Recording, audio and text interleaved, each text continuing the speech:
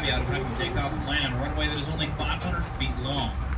And when landing on that runway is actively moving away from them at 35 miles an hour and can be bouncing up and down as much as 30 feet at a time due to the massive swells in the open ocean. Acrobatics team for the Blue Angels for several years before she retired and was given to the museum.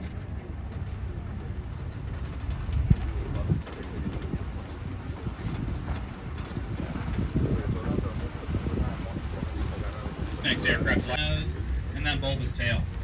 That is an EA-6B Prowler. The EA-6B is an electronic warfare aircraft designed to locate, jam, and destroy enemy radar. This Prowler is special because in the 90s, the Marines needed to add more Prowlers to their fleet. And so they went to the aircraft maintenance. Gloucester Meteor was the first jet to see combat with the Allies in World War II. But this model right here is actually a two-seat trainer model that was introduced after World War II in 1948. 700 units were manufactured, and 2 of them are still in use today with the Martin Baker Company as they use them to test their ejection seats. Now you may be wondering why it's got that weird distended and bulbous nose, and that is because when we acquired the aircraft, it was missing its nose.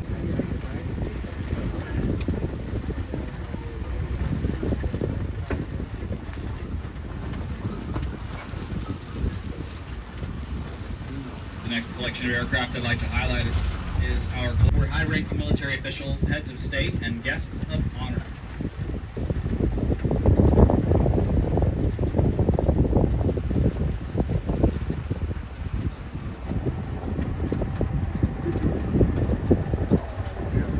First aircraft I'd like to highlight is coming up on our right side. That is that silver aircraft with the black nose and the yellow tip propellers. That is a VC-121 Constellation, the militarized version of the Lockheed Constellation. This Constellation served General Dwight D. Eisenhower when he was the commander of the aircraft. I'd like to point out is that green helicopter on our right. That is the VH-34 Choctaw, operated by the United States Army, and it was used to carry U.S. presidents from 1960 to 1964. It carried Presidents Eisenhower, Kennedy, and Johnson.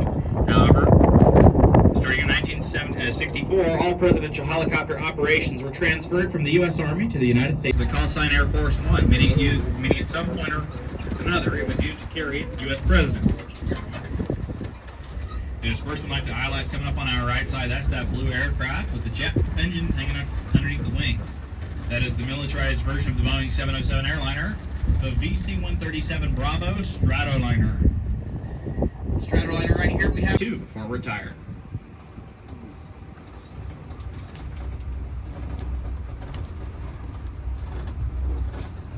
And the last Air Force One I'd like to mention is coming up on our right side. That's the aircraft with the blue, red, white, and blue striped propellers. This right here is the militarized version of the Douglas DC-6 airliner, the VC-118 Alpha Liftmaster.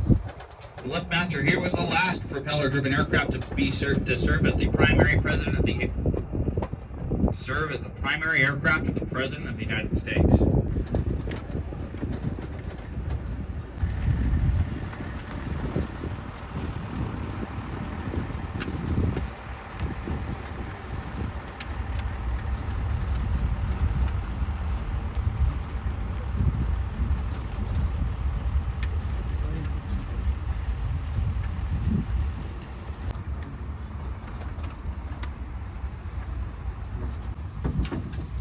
Coming up the left is probably one of my favorite displays of aircraft here at the museum. This is the world's most inclusive collection of the most significant versions of the Harrier. Those nozzles can actually rotate, directing the exhaust gases downwards, allowing the aircraft to take up and land vertically like a helicopter.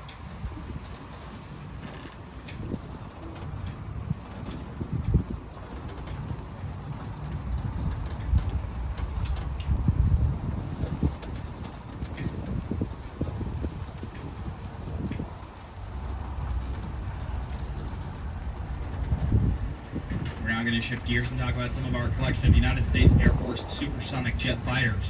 With the close in priorities, this aircraft to our left with the brown and green color scheme, the red star on the inlet and that black nose, is a McDonnell Douglas F-4 Phantom. The F-4 was originally designed for the United States Navy as a high-speed interceptor and ground strike aircraft, but it outperformed the Air Force's own high-speed interceptors so much so that they opted to sell and drop their own interceptors in favor of buying.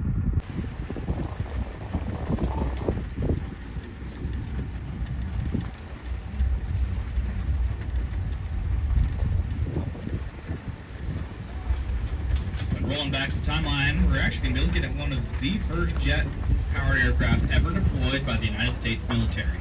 Coming up on our right side, you're looking for a silver aircraft with an orange Thunderbolt running down the side. That is a Lockheed P-80 Shooting Star.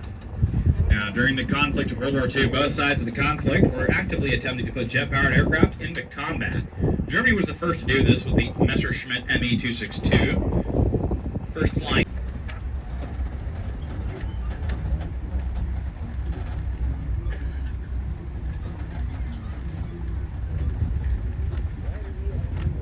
The contract was looking for a lightweight, highly maneuverable, and highly lethal combat fighter. And well, General Dynamics delivered their first F-16 to the Air Force in 1978. And considering the fact that we still use versions and variants of the F-16 should tell you just how successful this aircraft truly is. We're going to talk about our cargo aircraft. These aircraft are, unlike their high-speed, low-drag fighter counterparts, are designed to go slow, but also at the same time carrying large amounts of cargo long distances. And a beautiful cargo aircraft I love to talk about is coming up on our right here. That's that blue aircraft.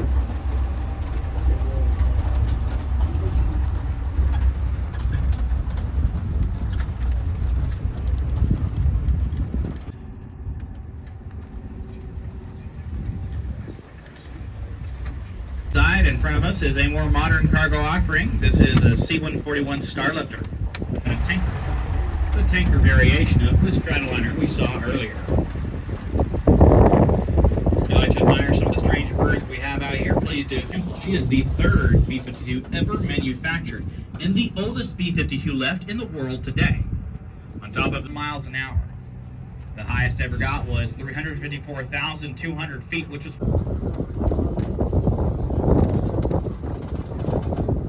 to an Air Force contract and competition looking for a new cargo aircraft to replace the C-130 Hercules. It had to be short takeoff and landing capable. Exhaust gases keep the wing pressurized even at low speeds, allowing the wing to produce lift at speeds far slower than it. And coming up on the right side of the tram is some of our collection of Boeing airliners. If you've ever done any flying in your life, you've probably flown in one of the version of the 737, the Boeing 777. They're special for different reasons. One of the only long-range twin-aisle airliners that can carry up to 396 passengers. It is also boasted being made. The last airliner I'd like to mention is on our right side with the blue tail and with the GE logo on it. Jet's the first twin-aisle airliner that can carry up to 5. But it also taught locomotive NASA and DLR, the German space agency, where they gave it an infrared telescope and christened it Sophia, a stratospheric observatory for infrared astronomy.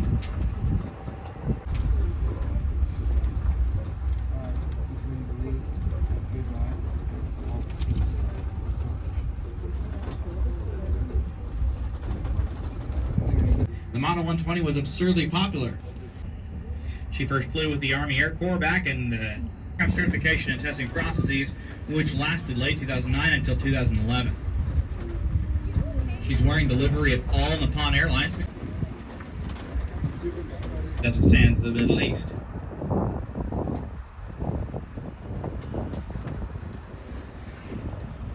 Capabilities. And a beautiful post-World War II bomber I'd like to highlight coming up on our left right there. That's that silver aircraft. That is a B-36 Peacemaker from Convair, and the specific one we have here is named the city of Fort Worth. The B-36 Peacemaker is near Baghdad. In all, she was refueled for a total of 4 times in the air and flew for a continuous 35 hours before landing. Another B-52 I'd like to talk about is the third B-52 that we have here at the museum. Today, 58 of them remain in active service and are expected to remain in service until 2050. But let's be honest here, they're probably going to push it even further out. And the last bomber I'd like to talk about is coming up on our left side. You're looking for a silver aircraft with U.S. Air Force written across the top. Can do written underneath the cockpit. The B-58 Hustler from Convair. First flying in 1956 and entering service in the U.S. Air Force in 1960, the Convair B-58 Hustler was the first use of a light assault helicopter like the Huey with a heavily armed and armored gunship. Survived the fall of the Soviet Union and is still in use today in the Russian military as well as within 30 other foreign militaries.